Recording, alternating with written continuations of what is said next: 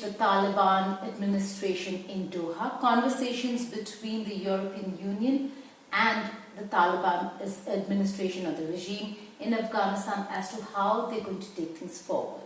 I'm being joined in this exclusive conversation with European Union's Envoy for Afghanistan, Ambassador Tomas Niklasson. Many thanks for joining us here, sir. Thanks for having me. Let's begin with your takeaway from the meetings that you've had, or the meetings and engagements that the European Union has had with the Taliban.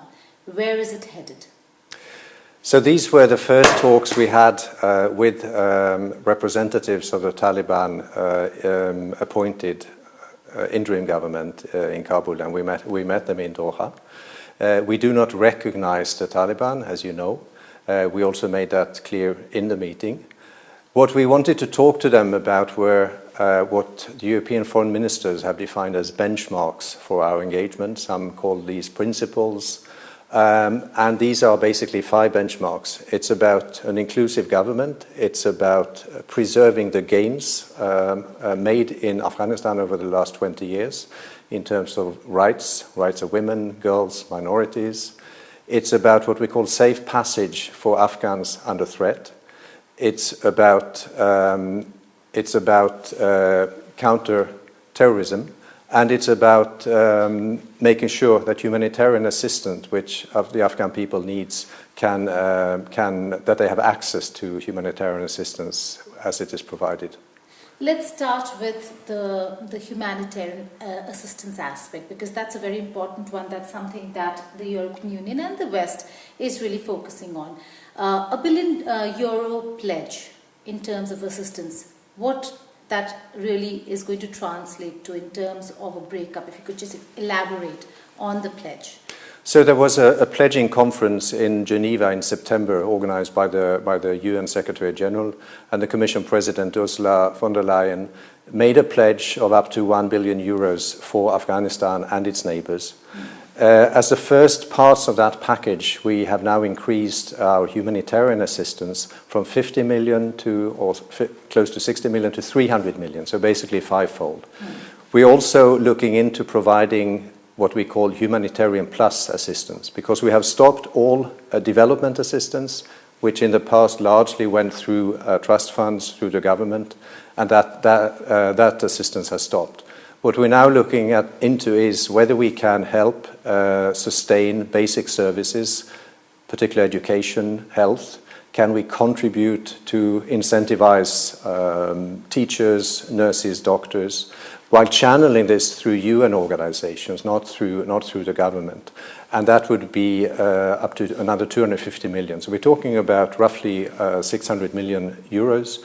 And we will then have to see what the needs are. The situation is evolving with neighboring countries. Where do they see the need for assistance, and what can we do? Well, in terms of the humanitarian assistance, we know that Afghanistan is going to suffer a very harsh winter. Now, in terms of the assistance reaching the people, what's the means? You're saying you do not recognize the Taliban regime, so who is going to assist the European Union in ensuring that aid reaches the people of Afghanistan? How is it that you intend to do it? And will that aid reach within this winter, or will it take longer? These are really important questions. On the first one, on how we will provide humanitarian assistance, in a way, this is nothing new for us. We have been active in Afghanistan and we have provided humanitarian assistance for more than 2 decades. And a substantial part of that assistance was provided in areas controlled by the Taliban, not through the Taliban, but through UN organizations, through NGOs. And that's exactly the same way we will continue to work on that. The Taliban committed also in Doha that humanitarian assistance will not be under taxation. And they also recognized the importance that women participate, both in assessing the needs and in delivering the assistance. Will the money reach people in need? We do our utmost to make sure that happens. We have people in place in Kabul, international staff, who work day and night to make sure that it happens. But the needs are enormous. And there are also challenges in bringing money into the country, which we hope can be addressed. Ambassador Sir, the other aspect that you speak of is inclusivity. In your conversations with the Taliban, what is the kind of conversation that you've had in terms of the red lines, saying thus far and no further? We have disturbing reports that we've been putting out of how women are being oppressed in Afghanistan. We have disturbing reports of beheadings, torture, killings that have begun against those who've served for foreign missions, including yours and ours, and such persecution continues. So are there red lines in the inclusivity? Are we looking at Hazara community being included as well? What's the conversation there?